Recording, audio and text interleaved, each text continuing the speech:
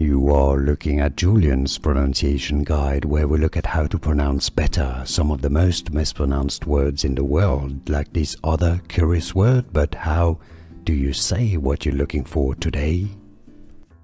Let's learn once and for all how to pronounce this brand name of essentially tools. How do you say it? If you want to learn more confusing brand names, stay tuned. We got tons of them.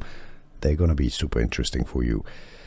English pronunciation, DeWalt. Okay, so it's not DeWalt, it's D and then Walt. I know the spelling is with an A, but it actually sounds more with an O. Walt, DeWalt. Okay, so you could spell it D-E-E, DeWalt, and then W-O-L-T, DeWalt, and now you know.